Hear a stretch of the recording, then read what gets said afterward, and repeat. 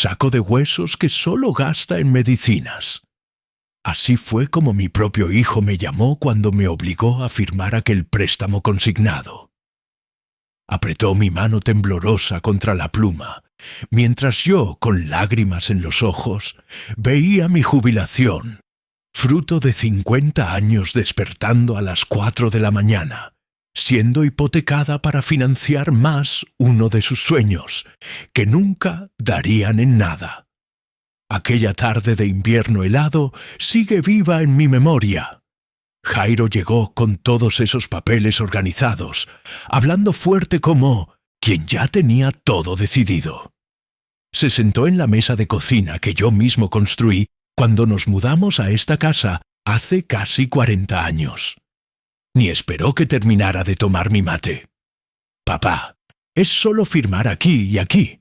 Usted ni va a sentir falta de ese dinero. Es solo una parte de la jubilación». Cuando pregunté para qué era el préstamo, cambió de tema. Insistí, y fue ahí que perdió la paciencia. Golpeó la mesa y gritó que yo no entendía nada de negocios, que necesitaba el dinero para abrir una tienda que iba a dar mucho lucro. «Usted ya está con un pie en la tumba de todos modos», dijo entre dientes, creyendo que no escuchaba bien por la edad. «Es solo un saco de huesos que solo gasta en medicinas. Ese dinero va a ser mucho mejor aprovechado conmigo. Me llamo Arlindo Hoffman. Tengo 83 años y fui lechero toda la vida aquí en la región de Santander, en España. Desde los 12 años de edad, cuando mi difunto padre me enseñó a ordeñar las vacas, hasta jubilarme a los 67, nunca falté un día de trabajo ni cuando nevaba, que aquí en la Sierra Cantábrica es cosa seria, ni cuando tuve neumonía en 1982. Siempre salí con mi carreta, después con mi primer camioncito, para entregar leche fresca en las granjas y en las casas de la región. Conocía cada carretera de tierra, cada atajo entre las propiedades, cada familia. Vi niños que recibí en brazos cuando nacieron hoy ser adultos. 50 años de servicio honesto, juntando céntimo por céntimo, sin nunca deber nada a nadie. Crié 3 hijos con él, sudor de mi frente. Jairo, que es el mayor, Marle, que vive en Madrid, y Tadeu, que Dios lo tenga, que nos dejó en un accidente de moto cuando tenía solo 22 años. Después que mi Eleonora partió hace 8 años, quedé solo en esta casa, pero nunca dejé de cuidar mi rincón, mi pequeña casa de madera que construí con mis propias manos, y el terreno en el fondo donde siempre me gustó plantar de todo un poco. Nunca necesité comprar verdura en el mercado. Viví una vida simple, pero digna.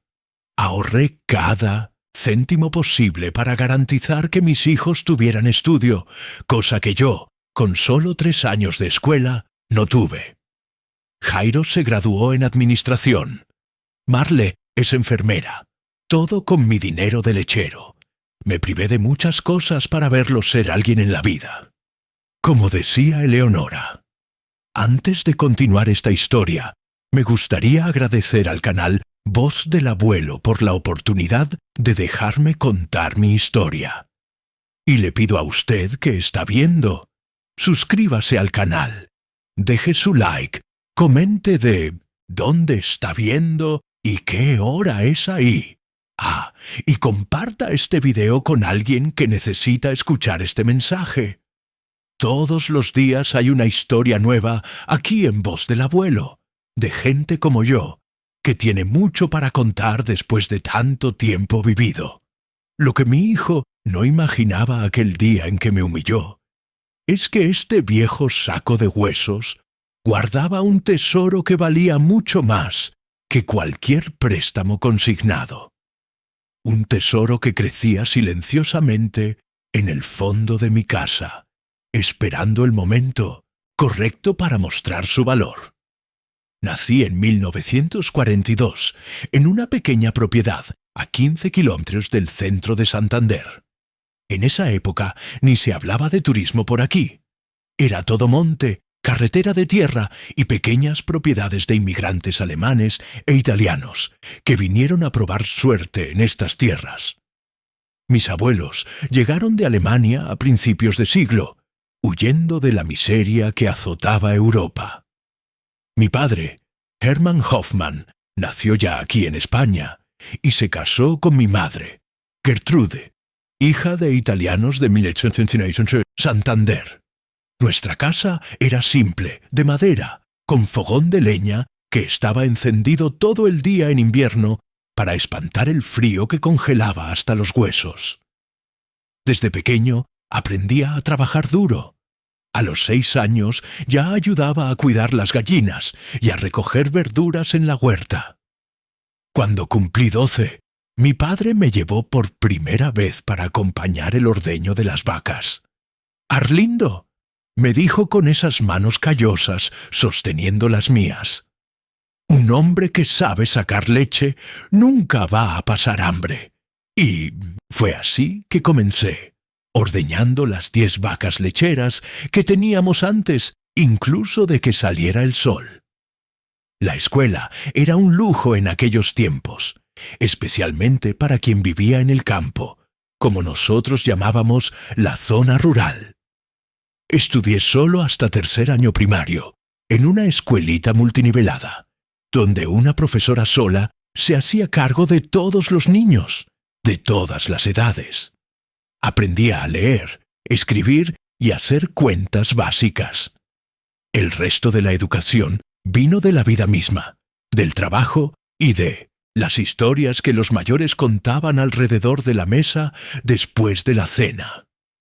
A los 16 años ya estaba ayudando a mi padre en la distribución de la leche por las granjas de la región. Despertábamos a las 4 de la mañana, todos los días, sin excepción. Ordeñábamos las vacas, llenábamos las lecheras y salíamos con la carreta tirada por Trueno, nuestro caballo, que conocía el camino de memoria. Con el tiempo fuimos comprando leche de otros productores menores y revendiéndola junto con la nuestra. Poco a poco fui conociendo cada familia, cada propiedad, cada curva de los caminos de tierra que cortaban las montañas de la Sierra Cantábrica. La vida de lechero no era fácil, pero me daba una libertad que pocos tenían. Conversaba con todo el mundo, conocía los secretos de las familias, llevaba recados de una granja para otra. Era casi un cartero informal, y cómo me enorgullecía cuando alguien decía: «La leche de Arlindo es la mejor de la región». Siempre tuve cuidado con la higiene, con el trato de los animales. Eso aprendí con mi padre, que decía: «La leche es alimento sagrado, Arlindo. Es el primero que recibimos en la vida, y muchas veces el último que conseguimos tomar cuando estamos partiendo».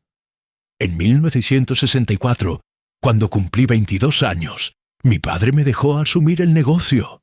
Él ya estaba con problemas en la espalda de tanto cargar esas lecheras pesadas. Fue cuando compré mi primera furgoneta usada, pero que funcionaba bien. Eso revolucionó nuestro trabajo. Conseguía llevar el doble de leche y llegar a lugares más distantes. Fue en esa época también que conocí a mi Eleonora en una fiesta de iglesia en Santander. Tenía 18 años, cabellos rubios trenzados y la sonrisa más bonita que vi en la vida. Nos casamos en 1966 en una ceremonia simple en la iglesia luterana. Montamos nuestro hogar en una casita de madera que construí con la ayuda de mis cuñados cerca de la propiedad de mis padres. En 1967 nació Jairo, nuestro primer hijo. Marle vino 2 años después, en 1969, y Tadeu, nuestro Benjamín, en 1972. Fueron años de mucho trabajo, pero también de mucha alegría.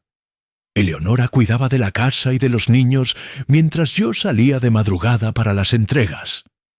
Cuando volvía alrededor del mediodía, siempre había un almuerzo calentito esperándome, y los niños corriendo para recibirme. La rutina era pesada. Me levantaba a las 3:30 de la mañana, todos los días. Preparaba la leche para la distribución, cargaba la furgoneta y salía. Lloviera, hiciera sol, nevara, no importaba. La leche tenía que llegar fresquita a las casas de la gente antes del desayuno. Conocía a cada cliente por el nombre, sabía cuántos litros necesitaba cada uno. En las granjas mayores dejaba hasta 20 L. En las casas de familia generalmente 1 o 2. Tenía cliente que pagaba por semana, otros por mes.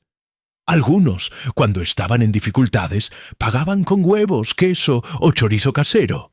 Nunca rechacé. Sabía lo que era pasar apuros. Con el tiempo, el negocio fue creciendo. En 1975 conseguí comprar un camioncito pequeño. Aumenté la ruta. Contraté un ayudante, Clemente, que trabajó conmigo por más de 30 años. También comencé a vender queso y nata que Eleonora producía en casa. Tenía una mano especial para transformar la leche en los productos más sabrosos de la región. Su queso artesanal era disputado a golpes en las ferias de domingo, pero no todo fueron flores. En 1981, una helada fuerte acabó con el pastizal y perdimos casi la mitad del rebaño. Fue un año difícil de apretarse el cinturón. Jairo tenía 14 años y necesitaba material escolar y uniforme. Marle estaba con 12 y comenzaba a pedir ropas mejores, cosas de señorita. Tadeu con 9 crecía como hierba mala y vivía rompiendo los pantalones. Vendimos algunas joyas que Eleonora había heredado de su madre para no sacar a los niños de la escuela. El estudio es la única herencia que nadie puede quitarles, decía, y yo estaba de acuerdo. En 1982, cuando estábamos comenzando a recuperarnos, me dio una neumonía fuerte. Pasé 2 semanas en cama con fiebre alta, pero no podía parar. Aún enfermo, me arrastraba para hacer las entregas. Clemente ayudaba como podía, pero no daba abasto solo. Eleonora llegó a aprender a manejar el camioncito para ayudarme, aun nunca habiendo tomado un volante antes. Fue un período de sacrificio que me marcó.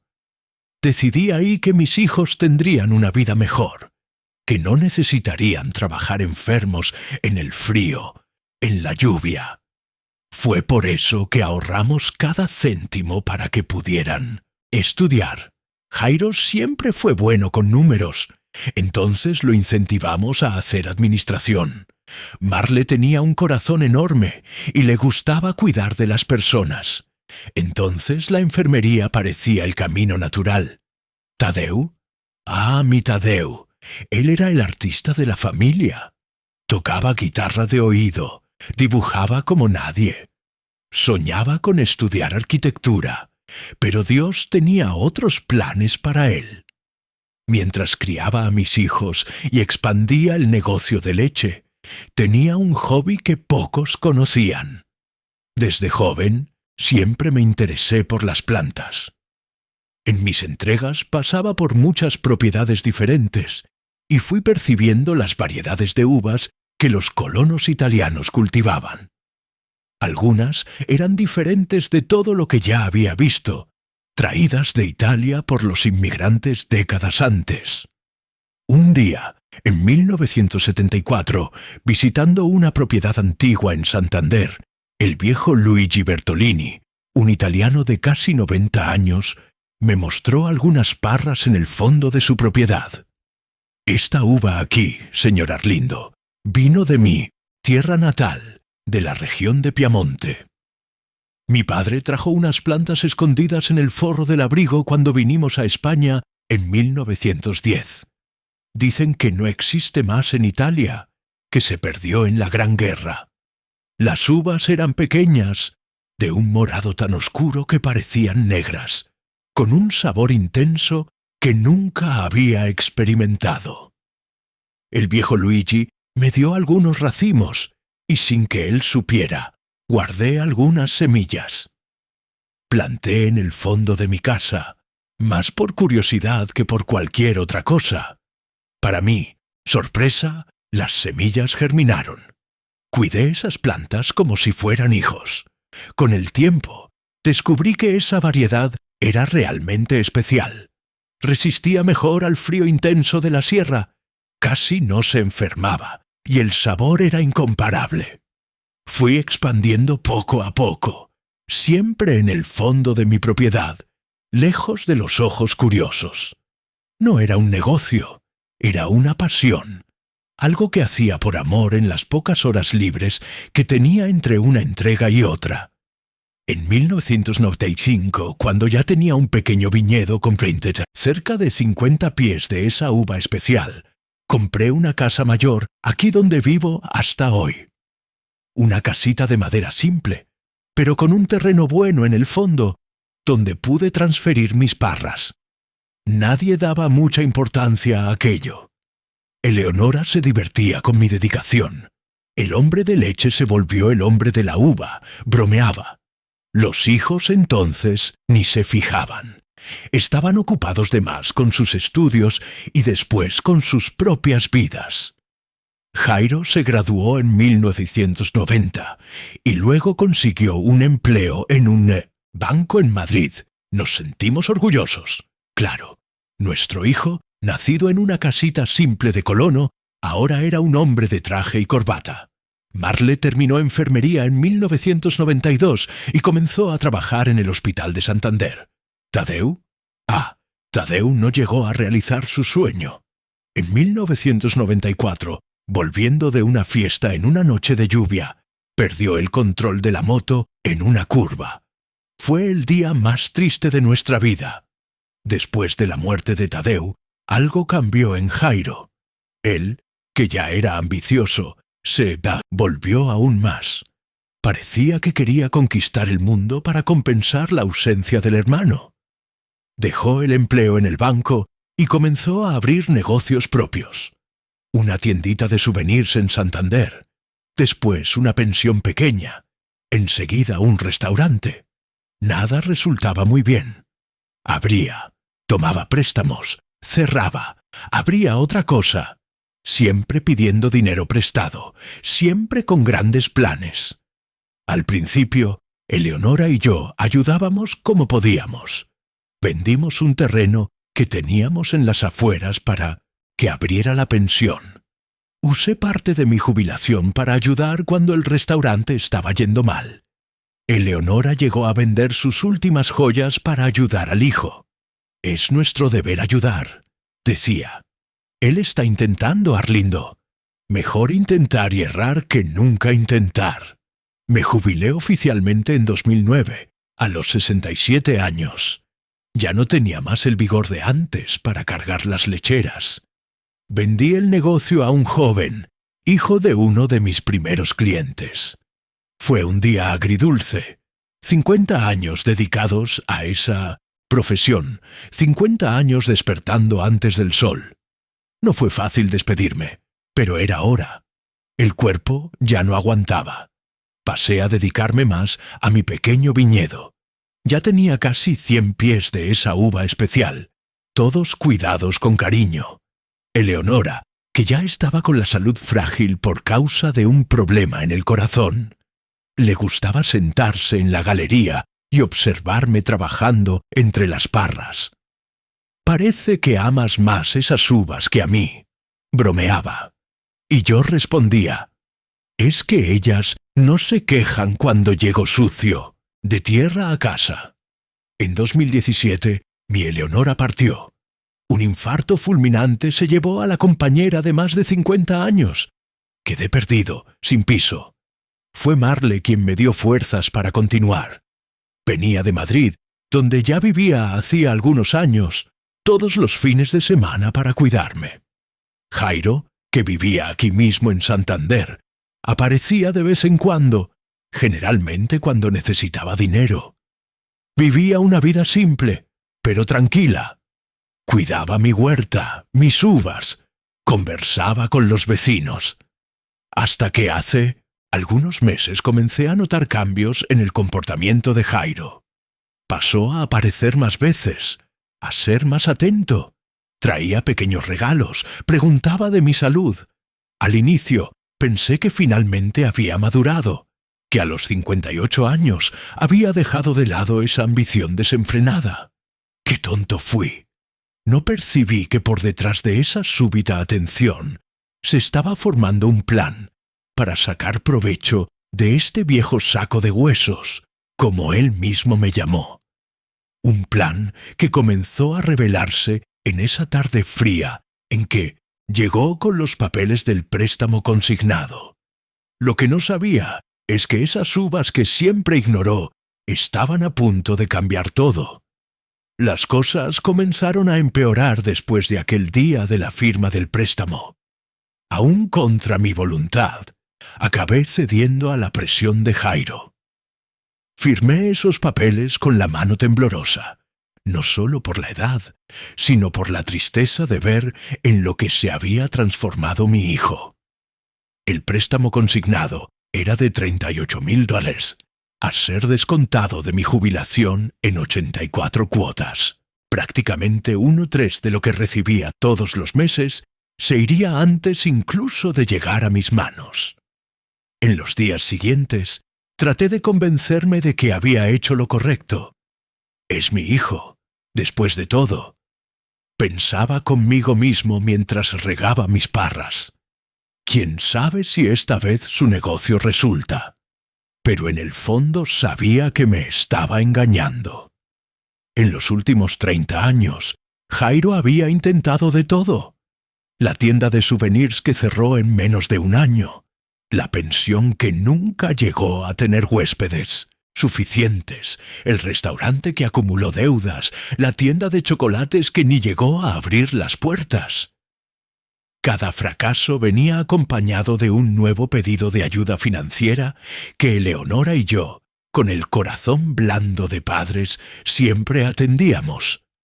La diferencia ahora es que estaba solo, sin Eleonora para aconsejarme, para decirme cuando estaba siendo demasiado bueno. Desde que ella partió, sentía que Jairo tenía menos frenos. Aparecía menos en casa para visitas casuales, más para pedir dinero. Marle bien que me alertaba. «Papá, usted necesita aprender a decir no. Jairo ya tiene casi 60 años, no es más niño. Pero ¿cómo decir no a un hijo? Aunque ese hijo te llame saco de huesos a tus espaldas». Una semana después de firmar el préstamo, Jairo apareció con un coche nuevo en el garaje, uno de esos SUV importados, todo negro y reluciente. «Es para el negocio, papá», explicó cuando vio mi mirada de desaprobación. «Necesito causar buena impresión en los clientes». El tal negocio, según él, sería una empresa de turismo de lujo. Llevaría turistas ricos para conocer los puntos más exclusivos de la región, con derecho a degustación de vinos en bodegas famosas, cenas en restaurantes estrellados, paseos en helicóptero. Era una idea absurda para quien no tenía experiencia en el ramo, ni contactos, ni conocimientos sobre vinos o gastronomía. Pero Jairo siempre fue así, lleno de sueños grandiosos, sin la paciencia o la disciplina para realizarlos. Diferente de Tadeu, que soñaba con ser arquitecto, pero estudiaba con ganas, dibujaba horas seguidas, aprendía por cuenta propia, o de Marle, que trabajaba en 2 hospitales para conseguir pagar la especialización en enfermería pediátrica que tanto quería. Al principio, Jairo aparecía casi todos los días contando las novedades del negocio. Compró un traje caro, tarjetas de visita elegantes, creó un sitio web. Llegó a alquilar una oficina comercial en el centro de Santander, en uno de esos edificios nuevos con fachada que imita la construcción europea. Todo esto mientras yo iba al mercado contando monedas, economizando en medicinas para el corazón y para la presión, tratando de estirar lo que sobraba de la jubilación después del descuento del préstamo. Fue en una de esas visitas que las cosas comenzaron a salirse de control. Era un domingo por la tarde. Yo estaba en el fondo de la casa, podando algunas parras cuando Jairo llegó. Parecía nervioso, andando de un lado para otro. «Papá, necesito su ayuda de nuevo», dijo sin rodeos. «Hijo, ya te ayudé con el préstamo. No tengo más nada que dar. No es dinero, papá. O sea, no directamente», dudó, pasando la mano por los cabellos grises, un gesto que hacía desde niño cuando estaba ansioso. «El negocio está despegando, pero necesita un espacio mayor. Esa oficina comercial no está dando más». Quedé confuso. ¿Cómo un negocio que apenas había comenzado ya necesitaba espacio mayor? Pero lo dejé continuar. Estaba pensando, esta casa es demasiado grande para usted solo.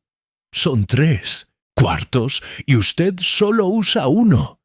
Y tiene este terreno enorme en el fondo que usted pierde tiempo con esas plantas. Sentí un frío en el estómago. Ya imaginaba dónde iba a parar esa conversación. «¿Qué quieres decir, Jairo?» «Estoy diciendo que usted podría vender esta casa, papá. Es muy grande. Da mucho trabajo para usted cuidar. Con el dinero de la venta, usted compra un departamentito pequeño, más cerca del centro, y lo que sobre, invierte en mi negocio. Te garantizo un porcentaje de las ganancias. Va a ser mucho mejor que esa jubilación miserable». Quedé sin palabras. La casa que construí con tanto sacrificio, el terreno donde cultivaba mis parras, hacía más de 30 años. Los recuerdos de Eleonora en cada rincón, cada mueble, cada detalle. Y él quería que vendiera todo para invertir en más, uno de sus esquemas condenados al fracaso. «No, Jairo, esta casa no está en venta». «Pero papá, sea razonable. Usted no va a vivir para siempre. Cuando cuando llegue su hora, esta casa va a ser mía y de Marle de cualquier manera. ¿Por qué no aprovechar el valor de ella ahora, cuando todavía puede hacer diferencia?» «Porque todavía estoy vivo», respondí con una firmeza que no demostraba hacía años. «Y mientras esté vivo, quiero vivir en mi casa cuidando mis plantas». Dio un suspiro exasperado, como si estuviera lidiando con un niño terco. «Esas malditas uvas», murmuró, mirando con desprecio las parras. «¿Usted gasta más tiempo con ellas que conmigo o con Marle? ¿Para qué nunca dieron un céntimo de ganancia? No todo en la vida es ganancia, Jairo. Algunas cosas las hacemos por amor». Rió, una risa amarga que me cortó el corazón. «El amor no paga las cuentas, papá. Y hablando de cuentas, ¿usted sabe cuánto vale este terreno hoy? Santander se volvió el destino turístico más caro de España. Este pedazo de tierra vale una fortuna, y usted la desperdicia plantando uvitas que nadie quiere». Antes que pudiera responder, me dio la espalda y salió pisando fuerte. Escuché el ruido del motor de su coche importado, y luego había desaparecido. Quedé ahí en el medio de mis parras, sintiendo una mezcla de tristeza y indignación. ¿Cómo había criado un hijo que solo veía valor financiero en las cosas, que consideraba amor y dedicación un desperdicio de tiempo? Esa noche llamé a Marle. Necesitaba desahogarme con alguien que me entendiera. Conté sobre la conversación, sobre cómo Jairo quería que vendiera la casa. ¿Hizo qué? Su voz subió una octava por el teléfono. «Papá, eso es el colmo. Primero el préstamo. Ahora quiere la casa. Usted no puede ceder. Esa casa es su vida. Lo sé, hija, no voy a vender, pero tengo miedo de lo que Jairo pueda hacer». Parecía decidido. Voy a pedir unos días de licencia en el hospital e iré para allá a estar con usted. No confío en Jairo en ese estado. Marle llegó 2 días después. Fue un alivio tener su compañía, sentir que alguien estaba de mi lado. Pasamos días agradables juntos. Ella hasta se interesó por mis parras, algo que nunca había pasado antes. ¿Por qué le gustan tanto estas uvas, papá?, preguntó mientras me ayudaba a atar algunos ramos. Porque son especiales, hija, diferentes de cualquier otra uva que hayas probado. El viejo Luigi me dijo que vinieron de Italia, de la región de Piamonte, y que probablemente no existen más por allá. Se perdieron durante la Primera Guerra Mundial. ¿Y usted las cultiva desde hace cuánto tiempo? Desde 1974, más de 50 años. Silbó impresionada. Y nunca pensó en vender, hacer vino. No, tengo conocimiento para eso, hija, y tampoco estructura. Las cuido por placer mismo, por saber que estoy preservando algo raro, algo que podría haberse perdido para siempre. Marle sonrió y me dio un beso en la frente. Usted siempre fue así, ¿no, papá? Cuidando las cosas, preservando. Fue así con nosotros también. Esa semana con Marle fue un bálsamo para mi alma, pero necesitó volver a Madrid para sus turnos en el hospital. Prometí que la llamaría si Jairo volvía a insistir en la historia de la venta de la casa. No necesité esperar mucho. 3 días después de la partida de Marle, Jairo apareció de nuevo. Esta vez no estaba solo. Trajo un hombre de traje cargando una carpeta de cuero. Papá, este es el doctor Ricardo, un abogado amigo mío. Vino a explicar algunas cosas a usted. Sentí la sangre helarse en las venas. ¿Qué sería esta vez? Nos sentamos en la sala, yo en una punta del sofá, ellos en la otra. El tal abogado abrió la carpeta y sacó algunos papeles. Señor Arlindo, su hijo me buscó, preocupado por usted. Notó que usted anda un poco confuso últimamente, olvidando cosas, tomando decisiones que no son las mejores para su bienestar. No estoy confuso, respondí, sintiendo la indignación crecer. Estoy perfectamente lúcido. Claro, claro. El abogado sonrió de manera condescendiente. Pero su hijo teme que usted pueda ser víctima de algún engaño, de personas malintencionadas que quieran aprovecharse de su edad avanzada.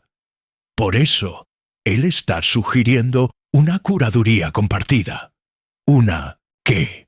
Curaduría es un instrumento legal que permite que su hijo tome decisiones financieras y patrimoniales en su nombre, siempre buscando su mejor interés.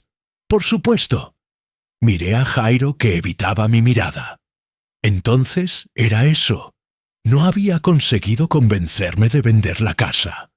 Ahora quería declararme incapaz para poder vender sin mi consentimiento. No, dije con firmeza. No firmo nada de eso.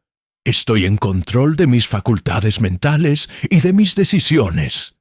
Si usted duda, doctor Ricardo, podemos ir ahora mismo a un médico para una evaluación. El abogado pareció desconcertado. Claramente esperaba lidiar con un abuelito dócil y confuso, no con alguien que conocía sus derechos. Papá, es para su propio bien. Jairo intervino. Solo queremos protegerlo. ¿Protegerme de qué, Jairo? ¿De mí mismo o de su interés en mi casa y en mi terreno? Jairo se puso rojo de rabia. Usted se está volviendo paranoico. Es por eso mismo que necesita la curaduría. No ve más lo que es mejor para usted. Lo que es mejor para mí es continuar viviendo en mi casa, cuidando mis plantas, administrando el poco dinero que me sobra después que usted me obligó a hacer ese préstamo. El abogado miraba de uno para otro, claramente incómodo con la situación. Tal vez sea mejor conversemos otro día, cuando los ánimos estén más calmados, sugirió, guardando los papeles en la carpeta. «No habrá otro día, doctor», respondí. «No voy a firmar ninguna curaduría. Y si ustedes insisten, voy a buscar la Defensoría Pública. Tengo certeza que se van a interesar por un caso de un hijo tratando de tomar los bienes del padre anciano». El abogado se levantó rápidamente. «Los voy a dejar conversando en privado», dijo, y prácticamente corrió hacia la puerta. Cuando quedamos solos, Jairo explotó. «Usted no entiende nada, papá. Este negocio es mi última oportunidad. Ya tengo casi 60 años. No tengo más tiempo para empezar de cero, si sale mal. Necesito una inversión grande para despegar de verdad.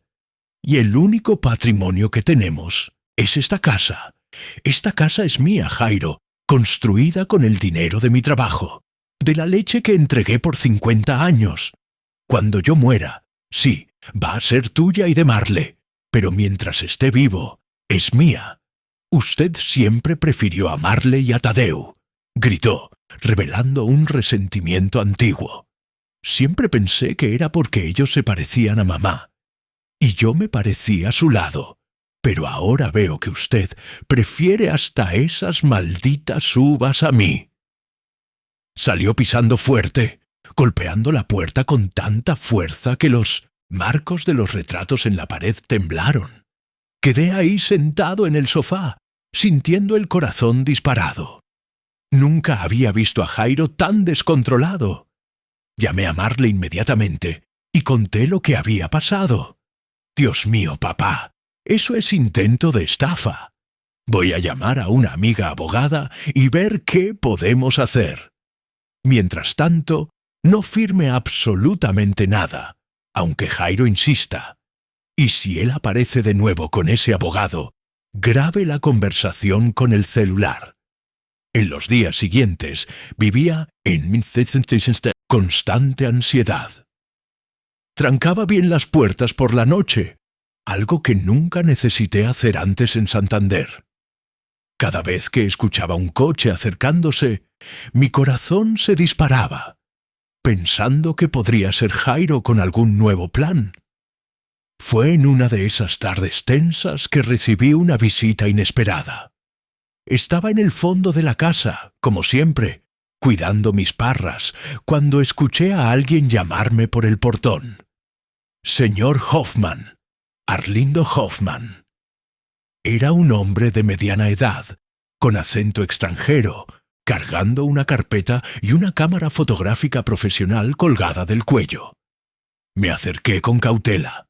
«Sí, soy yo. ¿En qué puedo ayudar?» «Mi nombre es Giuseppe Bianchi. Soy enólogo de la Universidad de Turín, en Italia. Estoy en España investigando variedades de uva traídas por los inmigrantes italianos a principios del siglo XX». Quedé sorprendido de cómo ese hombre me había encontrado. ¿Cómo sabía de mis uvas? Fui hasta la bodega Bergamasque en Valladolid. Continuó, y el señor Antonio me habló sobre un lechero jubilado en Santander que cultivaba una variedad de uva muy antigua y rara. Dijo que había comprado algunos racimos de usted hace algunos años para análisis. ¿Era verdad? Antonio era uno de los pocos que sabía de mis uvas. Me había buscado después de escuchar rumores sobre ellas de un vecino mío que trabajaba en su bodega. Le vendí algunos racimos más por su curiosidad que por interés comercial mío. «¿Puedo ver sus parras, señor Hoffman?», preguntó el italiano con un brillo de emoción en los ojos. «Prometo que no tomaré mucho de su tiempo». Dudé por un momento. No acostumbraba mostrar mis uvas a extraños. Eran algo personal, casi íntimo. Pero había algo en el entusiasmo de ese hombre que me tocó. Recordé al viejo Luigi, de cómo había compartido conmigo su tesoro traído de Italia. Tal vez era hora de que yo hiciera lo mismo. «Claro, venga conmigo». Lo llevé hasta el pequeño viñedo en el fondo de la casa. Mientras caminábamos entre las hileras de parras, conté la historia de cómo había conseguido las semillas con el viejo Luigi en 1974, de cómo las había cultivado por décadas, más por amor que por cualquier otro motivo. Cuando llegamos a las parras más antiguas, aquellas que descendían directamente de las semillas originales, el italiano se detuvo abruptamente. Sus ojos se agrandaron y su boca se abrió en asombro. «¡Mamma mía!», exclamó, acercándose a una parra cargada de pequeños racimos de uvas morado oscuras. «¿Es ella? ¿Es realmente ella?» «¿Ella? ¿Quién?», pregunté confuso.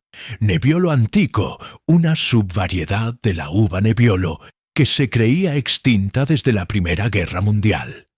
Tocaba los racimos con reverencia, como si fueran reliquias sagradas. Durante la guerra, muchos viñedos en el norte de Italia fueron destruidos y esa variedad específica, que solo crecía en una pequeña región de Piamonte, se perdió. Al menos era lo que pensábamos. Sacó un pequeño cortaplumas del bolsillo y, con mi permiso, cortó un racimo minúsculo. Examinó las uvas contra la luz, las olió y finalmente probó una. «¡Increíble!», murmuró con los ojos cerrados saboreando. «El sabor es exactamente como se describe en los registros antiguos, intenso, complejo, con notas de cereza negra, trufa y algo más, algo único». Pasé toda la tarde con Giuseppe. Fotografió cada parra, anotó medidas, hizo preguntas detalladas sobre cómo las cultivaba. Al final del día, nos sentamos en la galería de la casa, tomando un mate que él experimentó valientemente, haciendo una mueca graciosa. «Señor Hoffman, ¿tiene noción del tesoro que posee aquí?», preguntó, mirando las parras iluminadas por el sol poniente. «Son especiales, lo sé, pero nunca imaginé que fueran tan importantes así. Importantes es poco, son invaluables. La Nebbiolo es la uva de la cual se hace el Barolo y el Barbaresco, dos de los vinos más prestigiosos de Italia. Y esa variedad antigua, por lo que pude percibir hoy, tiene características aún más excepcionales». Hizo una pausa, como si estuviera considerando algo importante. «Señor Hoffman, represento al Consorcio de Preservación de Vides Históricas de Piamonte. Siempre estamos en busca de variedades perdidas, tratando de recuperar el patrimonio vinícola italiano. Lo que usted tiene aquí es un hallazgo extraordinario». «¿Y qué significa eso en la práctica?», pregunté, todavía tratando de asimilar todo aquello. «Significa que nos gustaría proponer una sociedad. Podemos ofrecer un contrato de exclusividad para el cultivo y comercialización de 20%, esas uvas. Pagaríamos por la licencia de propagación, por la consultoría de usted sobre cómo las cultivó todos estos años, y claro, por el suministro regular de plantas y frutos». Mencionó un valor que me hizo atragantar con el mate. Era más de 10 veces el valor del préstamo consignado que Jairo me había obligado a hacer. Es mucho dinero», balbuceé. «Es el valor justo por algo tan raro y valioso». Giuseppe respondió con una sonrisa. «Pero tengo una condición importante». «¿Cuál?». «El contrato sería exclusivamente con usted. No puede haber intermediarios, parientes o socios involucrados. Es política del consorcio trabajar directamente con los cultivadores originales para preservar la autenticidad y garantizar que el conocimiento sea transmitido sin distorsiones». Quedé en silencio, procesando todo aquello. De repente, las parras que cultivé por amor durante toda la vida se habían transformado en una fuente inesperada de riqueza y reconocimiento, y, más importante, en una forma de protegerme de las embestidas de Jairo. «¿Puedo pensar en la propuesta?», pedí. Claro, claro. Estaré en España por 2 semanas más. Aquí está mi tarjeta con todos mis contactos. Y si me permite, me gustaría volver mañana para recolectar algunas muestras para análisis de laboratorio. Con su permiso, claro. Después que Giuseppe se fue, me senté en la galería, mirando el cielo que comenzaba a llenarse de estrellas. Pensé en Eleonora, en cómo se divertía con mi dedicación a las uvas. Un día te van a dar. Orgullo, decía. No podía imaginar cuánto tenía razón. Llamé a Marle y conté todo. Quedó extasiada. Papá, eso es increíble. Es como si mamá hubiera enviado ese italiano directamente del cielo para ayudarlo.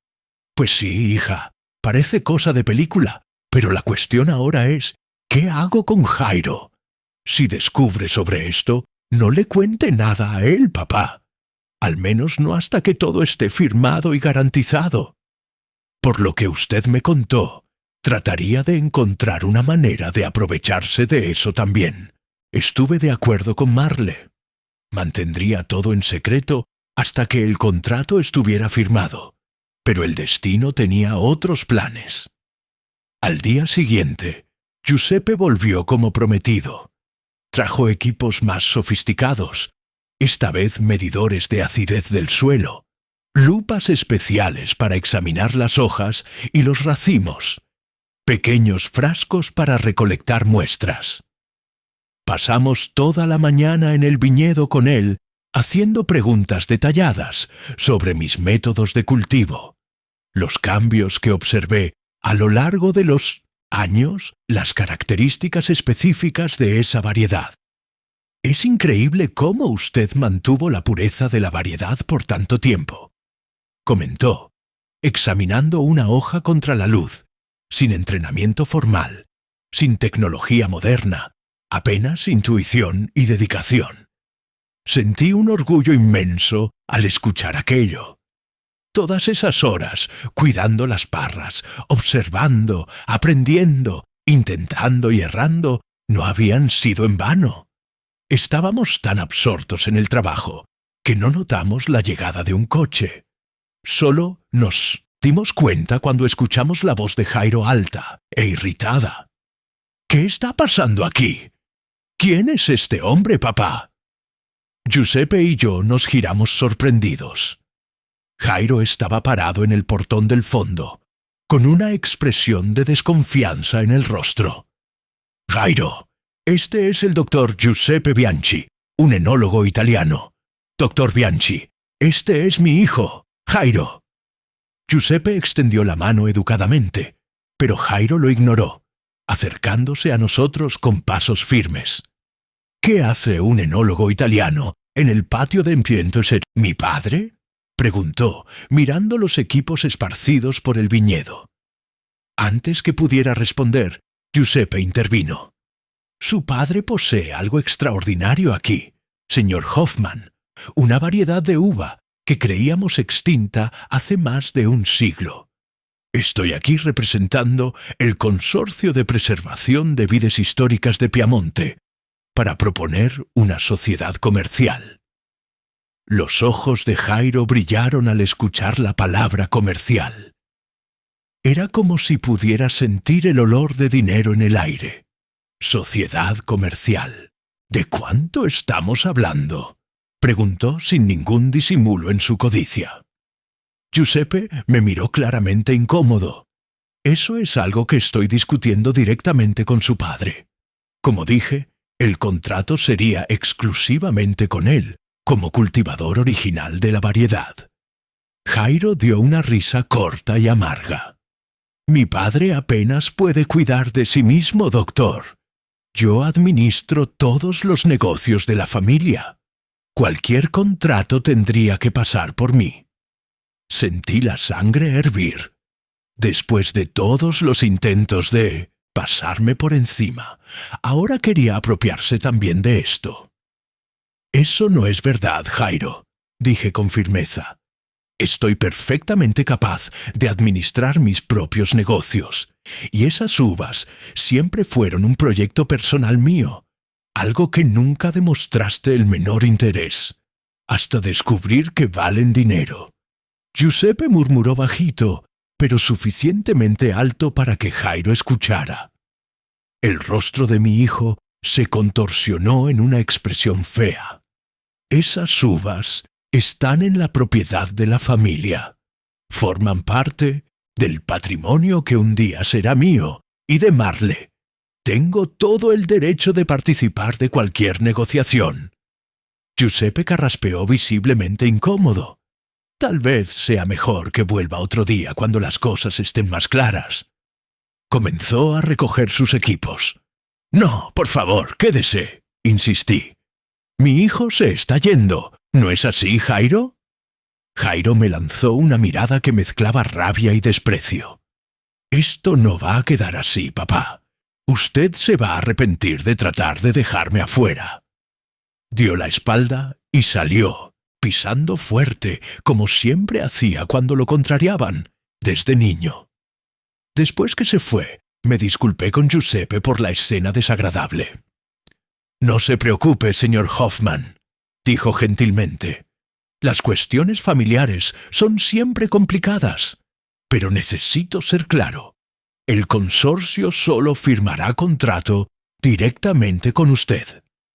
Si hay cualquier tipo de interferencia externa, especialmente con la postura que su hijo demostró, tendremos que reconsiderar la propuesta». El mensaje era claro. Si Jairo se involucraba, el negocio se caería. «Entiendo perfectamente», respondí. «Y puede estar tranquilo. Voy a resolver esta situación familiar».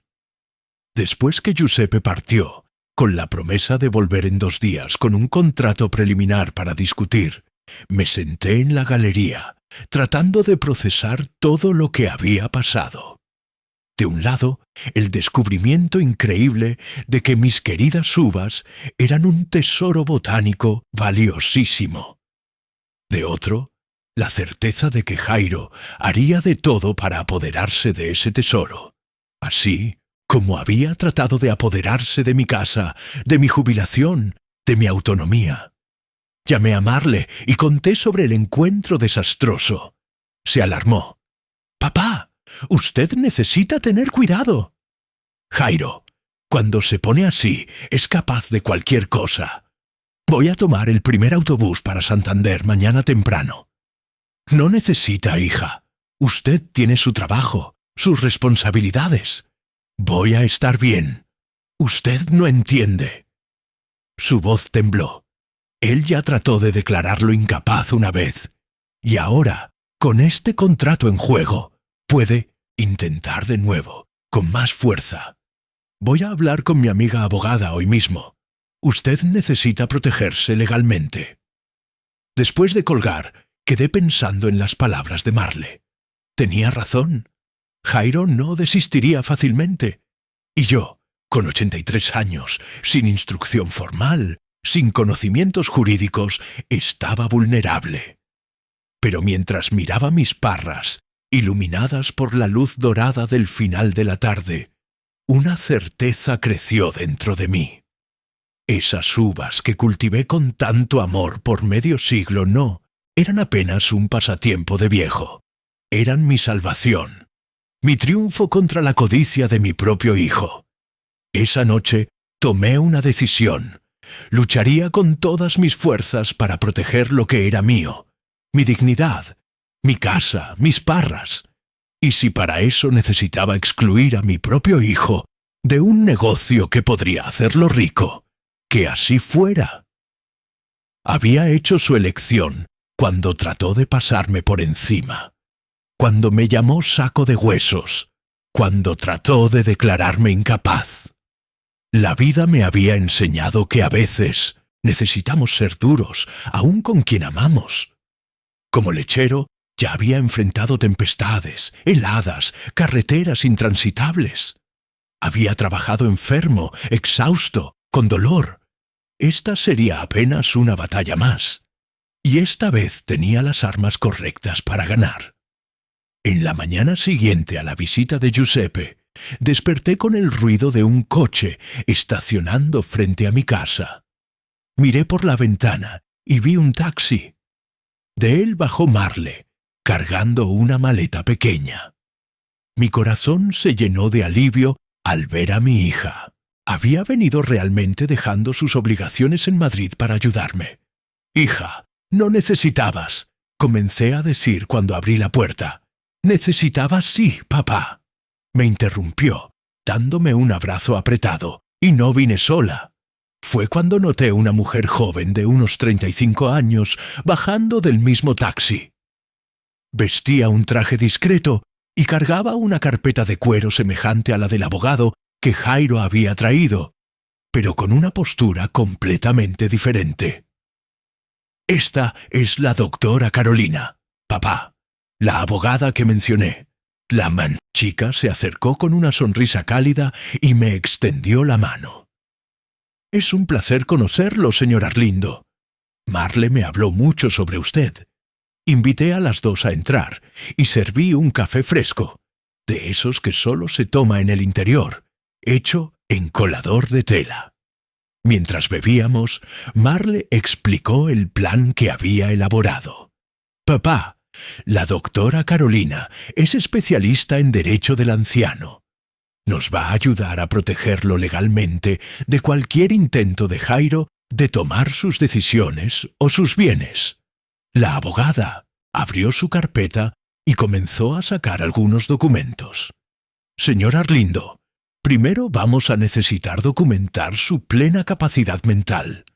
Voy a conseguir una evaluación con un geriatra y un neuropsicólogo, ambos peritos judiciales. Con esos informes en la mano, será prácticamente imposible para su hijo conseguir una curaduría». «¿Y respecto al contrato con los italianos?», pregunté.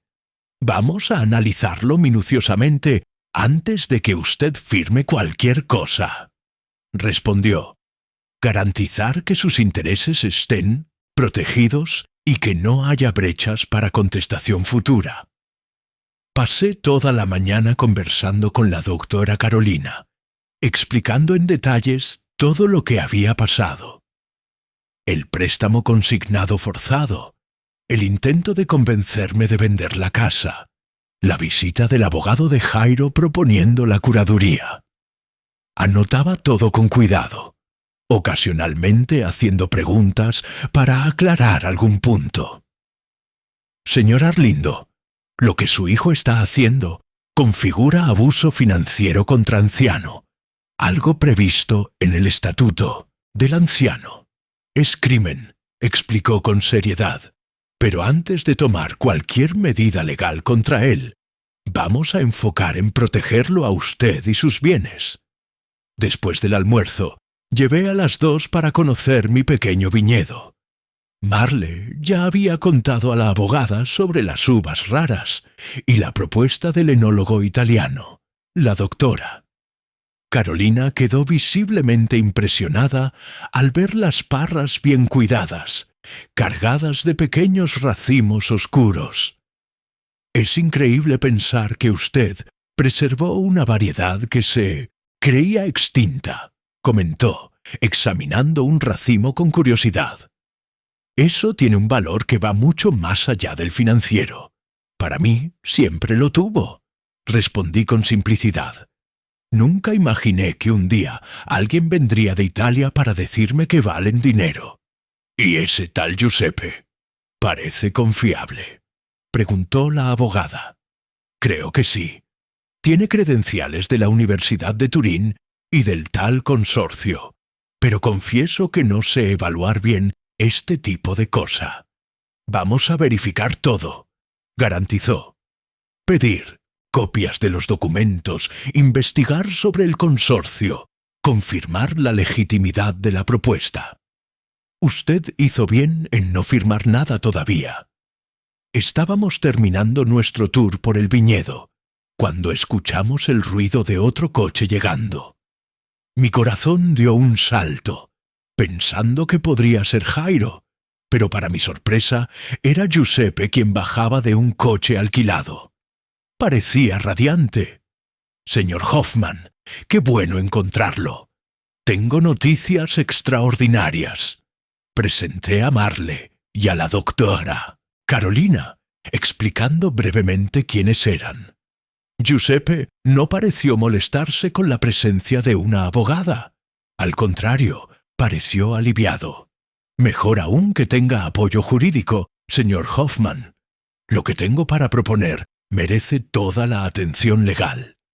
Volvimos a la galería de la casa, donde Giuseppe abrió su laptop y nos mostró los resultados preliminares de los análisis que había hecho con las muestras recolectadas. «Es oficial», anunció con entusiasmo.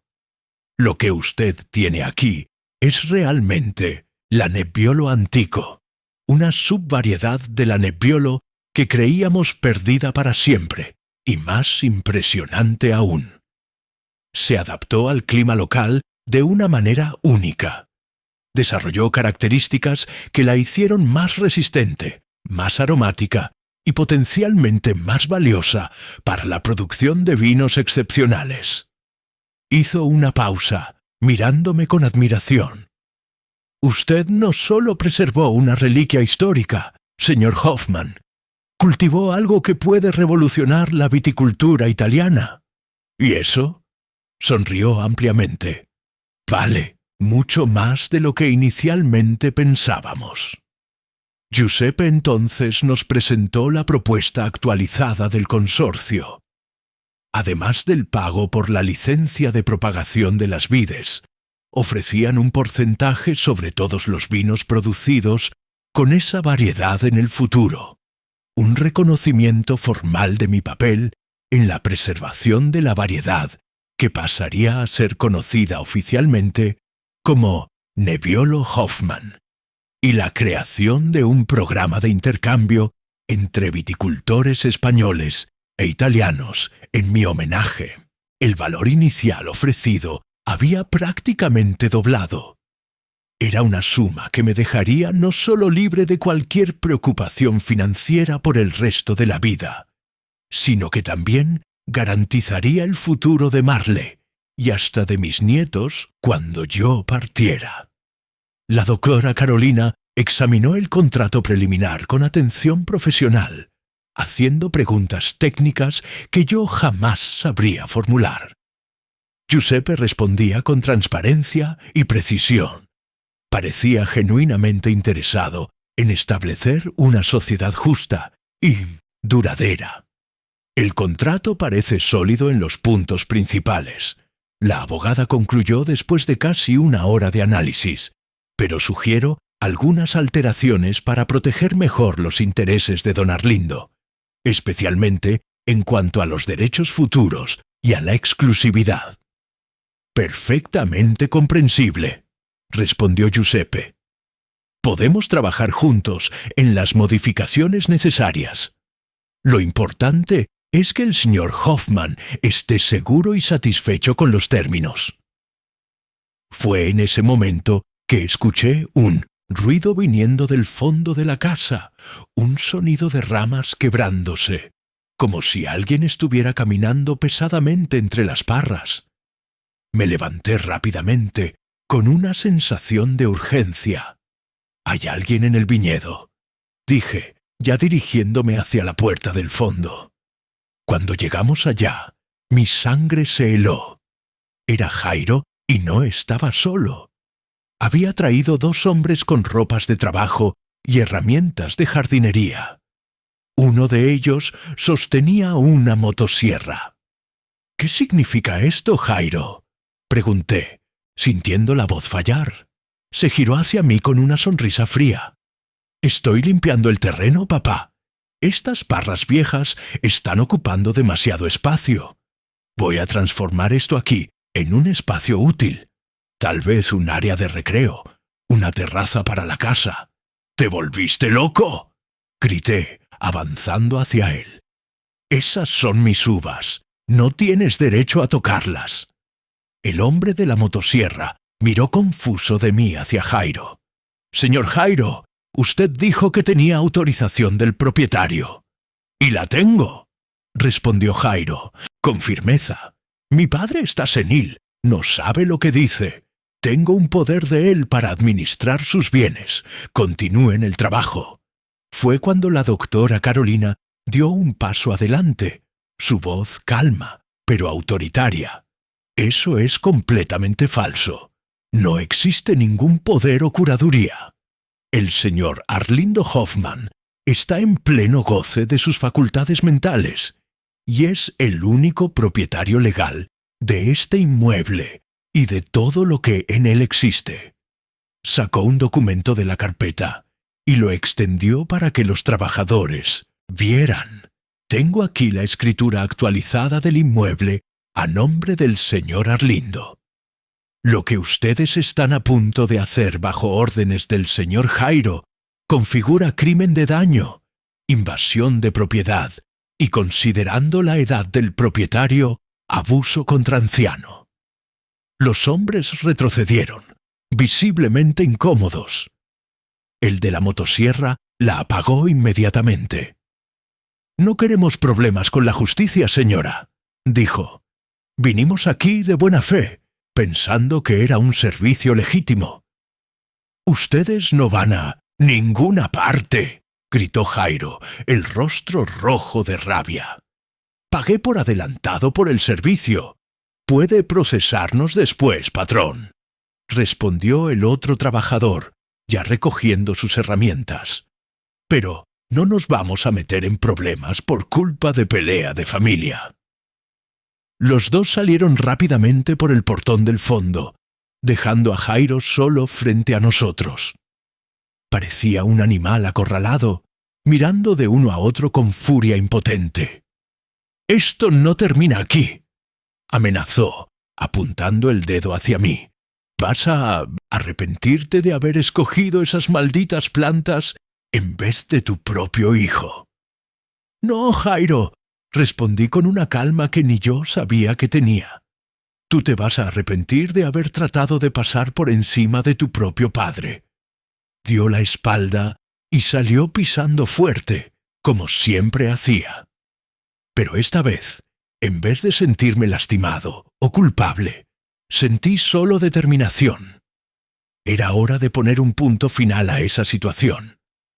En los días siguientes, la doctora Carolina puso su plan en acción. Primero, consiguió la evaluación médica que comprobaba mi plena capacidad mental. Después, registró en notaría una declaración detallada sobre los intentos de Jairo de apropiarse de mis bienes. Paralelamente, trabajó con Giuseppe en la revisión del contrato con el consorcio italiano, garantizando que mis derechos estuvieran totalmente protegidos. Una semana después, estábamos todos reunidos en la sala de mi casa para la firma oficial del contrato. Yo, Marle, la doctora Carolina y dos representantes del consorcio que habían venido especialmente de Italia para el evento. El momento era solemne, pero también alegre. Sentía que estaba no solo garantizando mi futuro financiero, sino también preservando un legado importante para la viticultura mundial. Cuando firmé la última página del contrato, Giuseppe apretó mi mano con entusiasmo. «Felicitaciones, señor Hoffman. Usted acaba de hacer historia». Los italianos abrieron una botella de champán para celebrar, brindando al salvador de la Nebbiolo Antico. Me sentí avergonzado con tanto elogio, pero también profundamente orgulloso. ¿Quién diría que un simple lechero de Santander, sin estudio formal, acabaría contribuyendo para la historia de la viticultura mundial? En el medio de la pequeña celebración, fuimos interrumpidos por un golpe fuerte en la puerta. Cuando Marle abrió, ahí estaba Jairo, acompañado del mismo abogado de la otra vez y de un oficial de justicia. «Tengo aquí un mandato para interdicción preventiva del señor Arlindo Hoffman», anunció el chef oficial, extendiendo un documento basado en alegaciones de incapacidad mental y riesgo de dilapidación de patrimonio. Sentí la sangre helarse en las venas. Entonces, ¿ese era el plan de Jairo? ¿Usar la justicia para declararme incapaz y anular todo lo que había hecho? Pero la doctora Carolina no se alteró.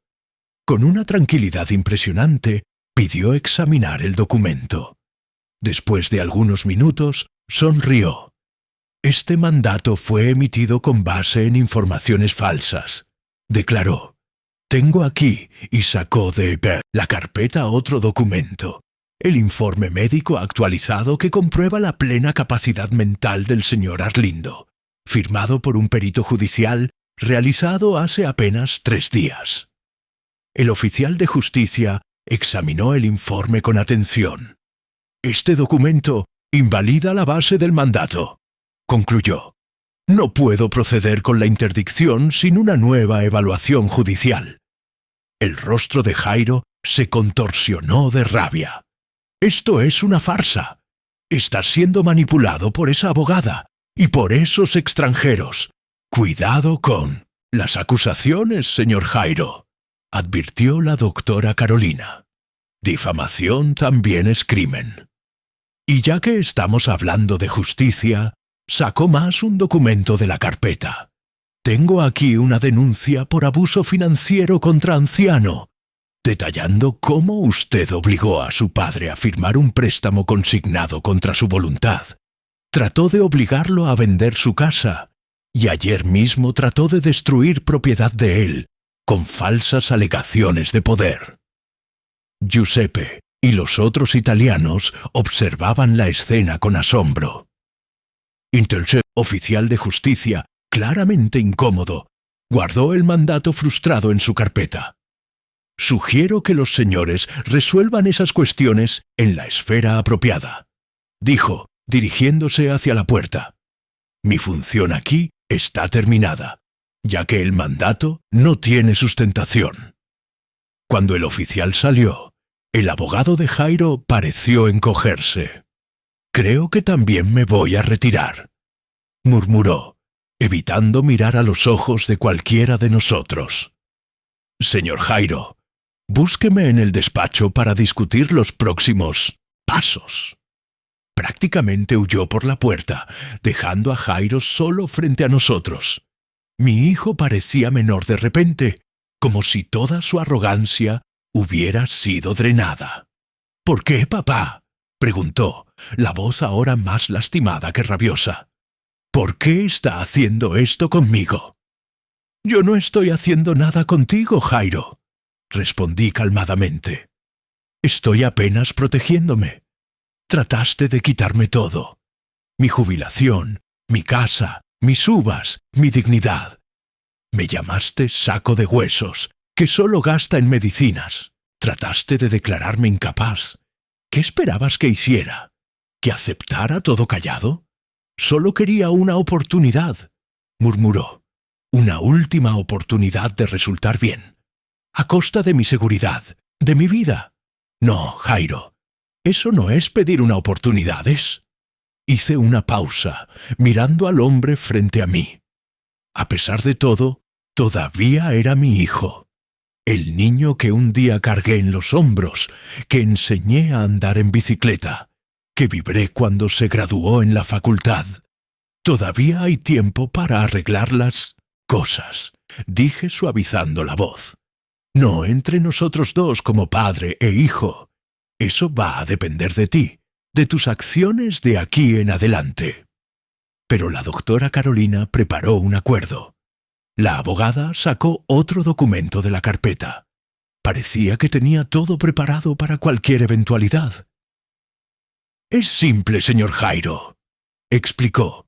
Su padre no va a proceder con la denuncia de abuso financiero, desde que usted devuelva el dinero del préstamo consignado indebidamente obtenido, reconozca formalmente la plena capacidad de él y se comprometa a no hacer nuevos intentos de interdicción o de apropiarse de los bienes de él. ¿Y si no firmo?, Jairo preguntó con un último destello de desafío en los ojos. Ahí seguimos con el proceso criminal, respondió la doctora Carolina sin vacilar. Las pruebas son abundantes, señor Jairo, y la pena para ese tipo de crimen, especialmente considerando la edad de la víctima, no es leve. Jairo bajó la cabeza derrotado. Después de algunos momentos de silencio, extendió la mano hacia el documento. ¿Dónde firmo?, preguntó en voz baja. Después que Jairo firmó y salió, la sala quedó en silencio por algunos instantes. Fue Giuseppe quien rompió el clima tenso. Bueno, ahora entiendo por qué el contrato necesitaba ser exclusivo con usted, comentó con una sonrisa medio sin gracia. La tensión se disipó, y luego estábamos todos riendo, una risa de alivio, de superación. Marley me abrazó fuerte, con lágrimas en los ojos. «Usted lo logró, papá. Mostró que todavía tiene mucha fuerza». «No hice nada solo, hija», respondí emocionado. «Tuve a ti, a la doctora Carolina, y esas uvas tercas que insistí en cultivar por todos esos años». En los días siguientes, las cosas se encaminaron rápidamente. El contrato con el consorcio italiano fue registrado oficialmente. La primera cuota del pago fue depositada en mi cuenta, un valor que jamás imaginé ver en mi nombre. Jairo, cumpliendo el acuerdo, devolvió el dinero del préstamo consignado y firmó una declaración, reconociendo mi plena capacidad. Marley, antes de volver a Madrid, sugirió que contratáramos a alguien para ayudarme en los cuidados con la casa y con las parras. Usted puede pagar ahora, papá, y merece un poco de confort en sus días. Acepté la sugerencia.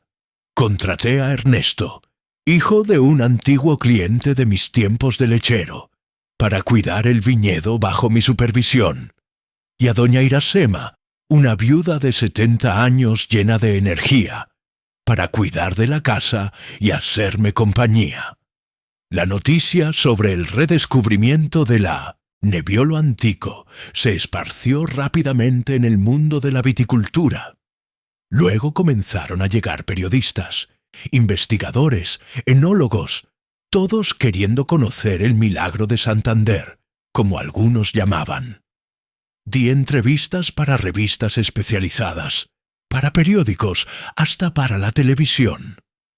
Un viejo lechero de 83 años sin estudio formal, volviéndose celebridad internacional en el mundo del vino.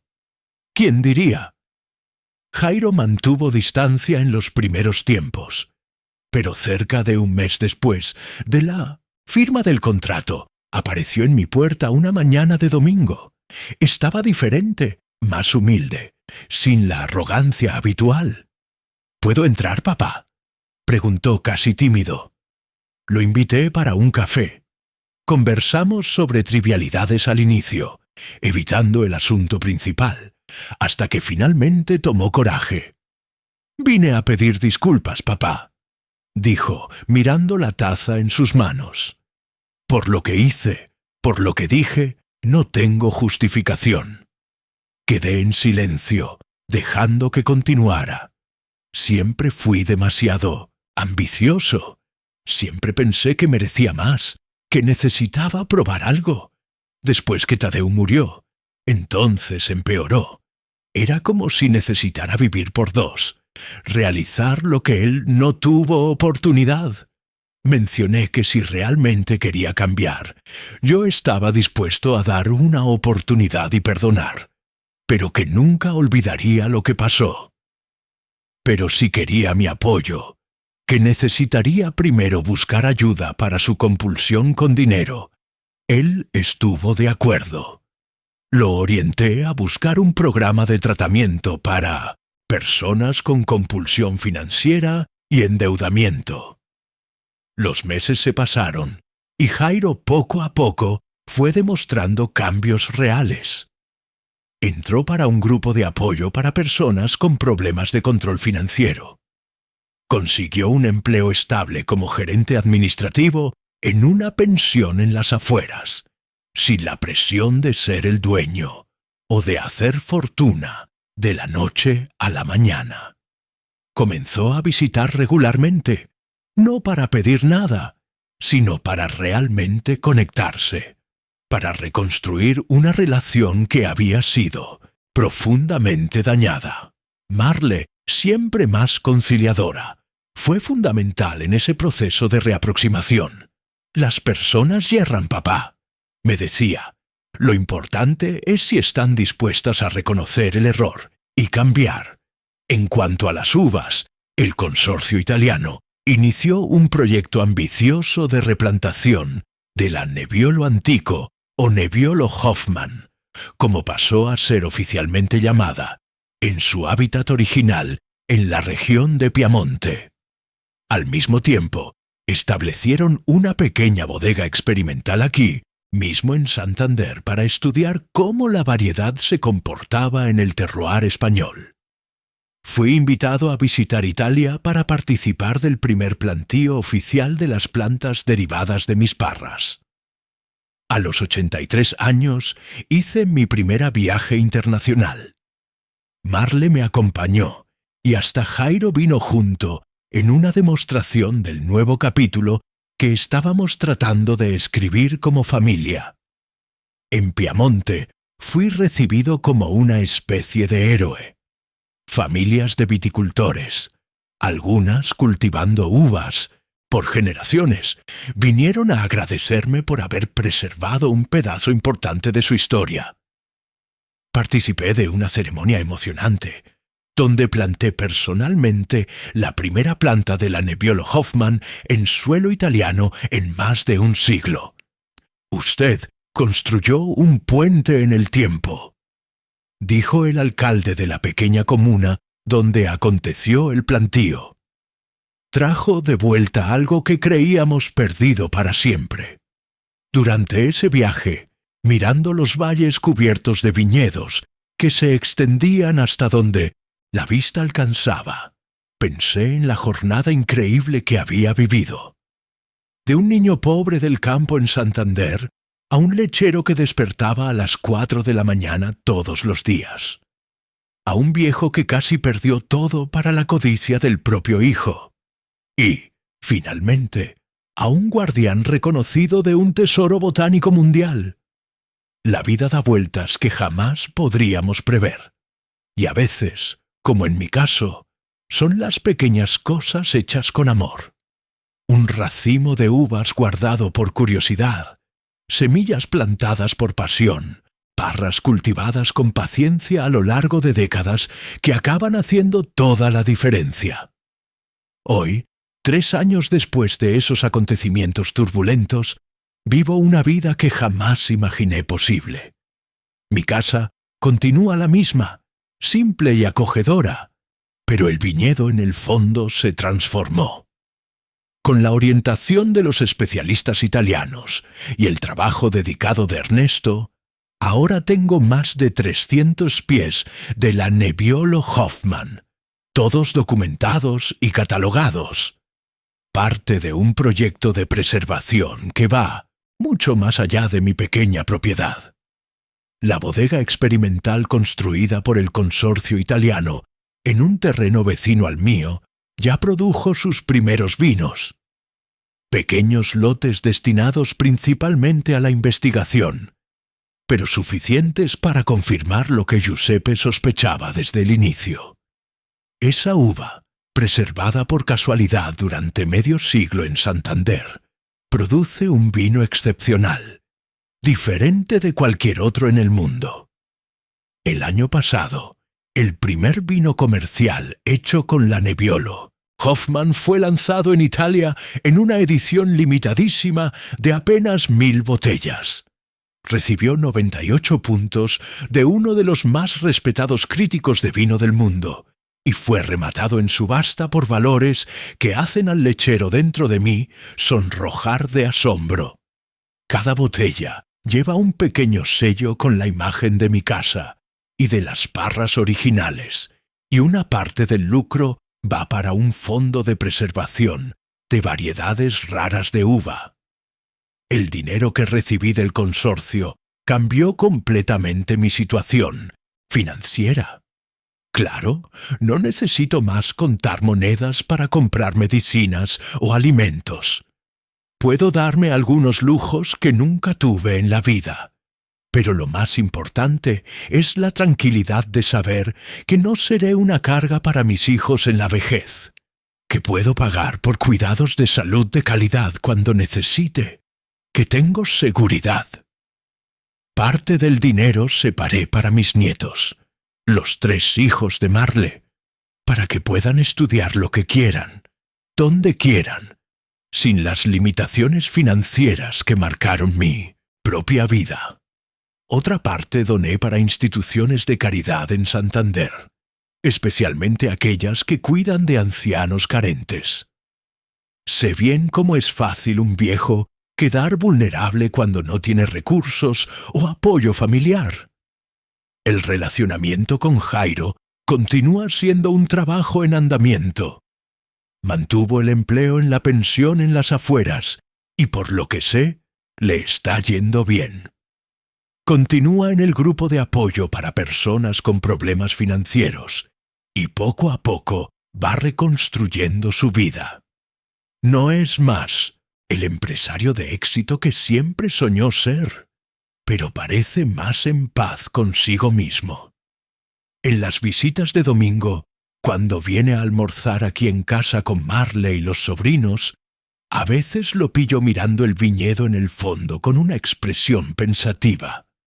Nunca más hablamos directamente sobre lo que pasó, sobre cómo él casi destruyó esas parras que acabaron salvando a la familia. Algunas heridas son demasiado profundas para ser completamente cicatrizadas, pero estamos aprendiendo a convivir con las cicatrices. Marle continúa en Madrid, trabajando como enfermera, pero ahora en apenas un hospital, sin la necesidad de los turnos dobles que tanto la desgastaban. Consiguió finalizar la especialización en enfermería pediátrica que tanto quería y recientemente fue promovida a supervisora del sector infantil. Viene a visitarme casi todos los fines de semana, trayendo a los nietos, llenando la casa de alegría y ruido. En cuanto a mí, a los 86 años, continúo cuidando mi pequeño imperio de mentos en Parras, ahora con la ayuda de Ernesto. Todavía despierto temprano, por hábito de toda una vida, pero no más a las 4 de la mañana. Tomo mi mate en la galería, observando el sol nacer sobre la sierra, y agradezco por cada nuevo día. A veces, cuando estoy entre las parras, siento la presencia de Eleonora. Casi puedo escucharla decir con esa sonrisa juguetona: ¿Viste? Te dije que un día esas uvas te iban a dar orgullo que dieron, mi vieja. Dieron más de lo que jamás podría imaginar. La vida me enseñó muchas lecciones a lo largo de 86 años. Que el trabajo honesto, aun el más humilde, tiene valor y dignidad. Que criar hijos es plantar semillas sin saber exactamente qué árboles crecerán. Que envejecer es aprender a lidiar con pérdidas, pero también descubrir fuerzas que ni sabíamos que teníamos. Y tal vez la lección más importante, que nada es realmente pequeño o insignificante cuando hecho con amor y persistencia. Esas primeras semillas que planté en 1974, guardadas de algunos racimos, que el viejo Luigi me dio, parecían algo tan trivial en la época. Las planté por curiosidad, las cultivé por amor. Nunca imaginé que un día serían mi salvación, mi legado para el mundo. Me preguntan frecuentemente si tengo algún secreto para haber llegado a los 86 años lúcido y activo. Digo que no hay secreto, apenas trabajo honesto, respeto por los otros y por sí mismo, y un poco de terquedad para no desistir cuando las cosas se ponen difíciles. Ah, y tal vez una copa de vino de vez en cuando, ahora que tengo acceso a los mejores del mundo, sería un desperdicio no aprovechar, ¿no es cierto? La historia de mi vida no es extraordinaria, Soy apenas un lechero que despertó antes del sol por 50 años para entregar leche fresca por las carreteras de Santander. Un hombre simple que cultivó uvas en el fondo de casa por placer. Un padre que crió 3 hijos con el sudor de su frente. Un viejo que casi perdió todo, pero que encontró fuerzas para luchar una última batalla. Si hay algo que me gustaría dejar como mensaje, especialmente para otros ancianos que puedan estar pasando por situaciones semejantes, es que nunca es tarde para defender lo que es suyo, para exigir respeto, para hacerse oír. La edad puede debilitar el cuerpo, pero no necesita debilitar la dignidad. Y para los más jóvenes, tal vez el mensaje sea: miren con más atención a los viejos a su alrededor.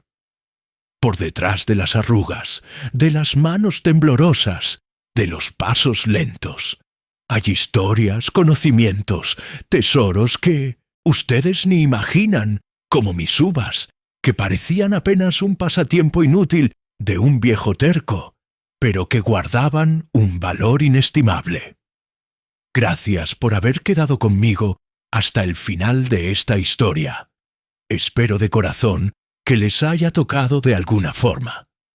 Quiero agradecer también al canal Voz del Abuelo por darme esta oportunidad de compartir mi experiencia. Si les gustó, por favor suscríbanse al canal, dejen su like y comenten ahí abajo de qué ciudad están viendo y qué hora es. Y si conocen a alguien que necesita escuchar este mensaje, compartan este video. Todos los días hay una historia nueva aquí, y quién sabe la próxima no sea aún más parecida a la suya.